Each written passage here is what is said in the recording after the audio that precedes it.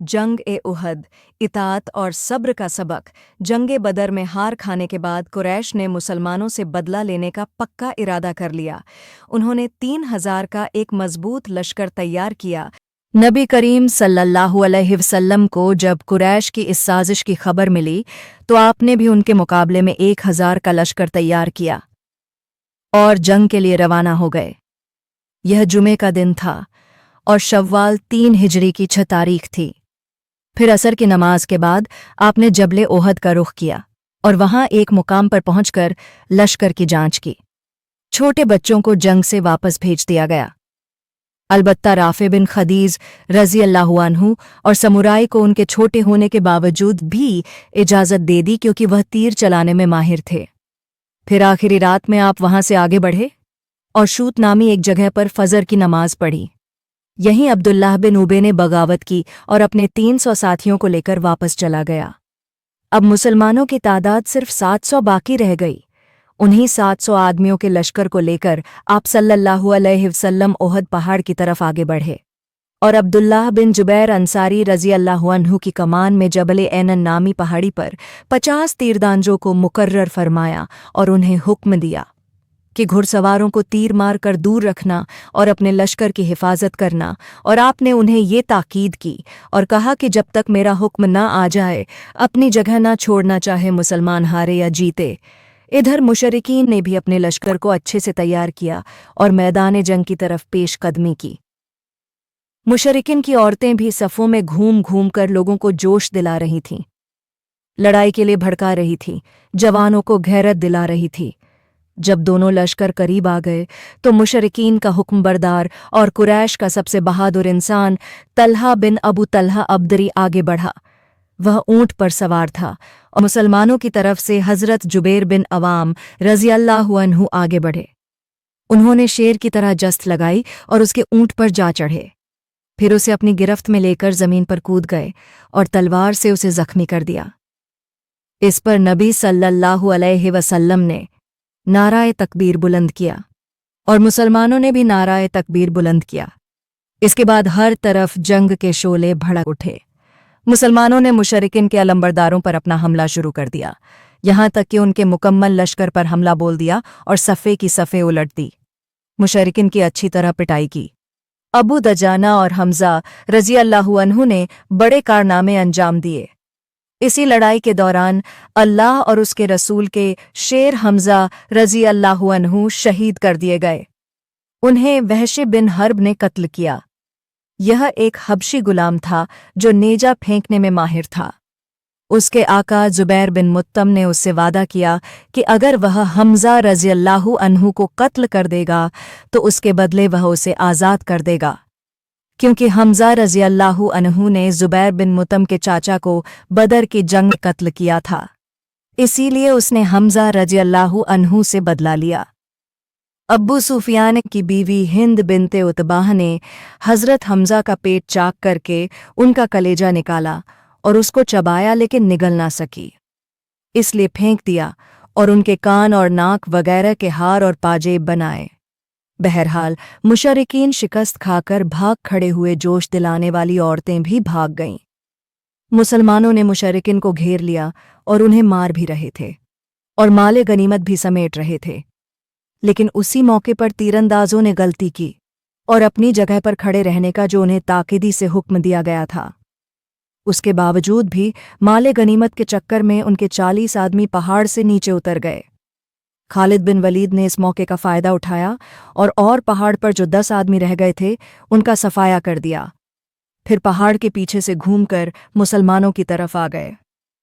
उनके सवारों ने एक नारा बुलंद किया कि जिससे मुशरिकीन ने पहचान लिया और वो भी पलट गए और उनकी एक औरत ने लपक कर झंडा उठा लिया। फिर क्या था, बिखरे हुए मुशरिकीन वापस जमा हो गए। उस वक्त रसूल सल्लल्लाहु अलैहि वसल्लम पीछे तशरीफ फरमा रहे थे और आपके साथ 7 अंसार और 2 मुहाजिरीन थे। आपने पहाड़ के पीछे से खालिद के सवारों को आते हुए देखा तो निहायत बुलंद आवाज से पुकारा, ए अल्लाह के बंदे मेरी तरफ आओ। लेकिन इस आवाज़ को मुसलमानों से पहले मुशरिकीन ने सुन लिया था, क्योंकि वे मुसलमानों से ज़्यादा करीब थे और तेज़ी से रसूल सल्लल्लाहु अलैहि वसल्लम की तरफ रुख किया और उन पर तबाह तोड़ हमला शुरू कर दिया। उनकी कोशिश ये थी कि मुसलमानों के पहुंचने से पहले पहले आपका काम तमाम कर दे। इस मौके पर आप सल्लल्लाहु अलैहि वसल्लम ने फरमाया, कौन है जो उनको हमसे दफा करें, उसके लिए जन्नत है। इस पर एक अंसारी सहाबी ने आगे बढ़कर उनको पीछे धकेला और लड़ते लड़ते शहीद हो गए। उसके बाद मुशरिकीन ने फिर हमला किया और बिल्कुल करीब आ गए। आप सल्लल्लाहु अलैहि वसल्लम ने फिर यही फरमाया। अब एक दूसरे सहाबी ने आगे बढ़कर उनको पीछे धकेला, वह भी लड़ते लड़ते शहीद हो गए। फिर तीसरे ने और चौथे ने, यहाँ तक कि 7 अंसारी शहीद हो गए। जब 7वें अंसारी सहाबी भी शहीद हो गए तो रसूलुल्लाह सल्लल्लाहु अलैहि वसल्लम के पास 2 कुरैशी मुहाजिर बाकी बचे, एक तलहा बिन उबैदुल्लाह और दूसरे साद बिन अबी वक्कास रज़ियल्लाहु अन्हु थे। चुनांचे मुशरिकीन ने अब अपना हमला रसूलुल्लाह सल्लल्लाहु अलैहि वसल्लम पर शुरू कर दिया, यहाँ तक कि आपको एक पत्थर लगा जिससे आप पहलू के बल गिर गए।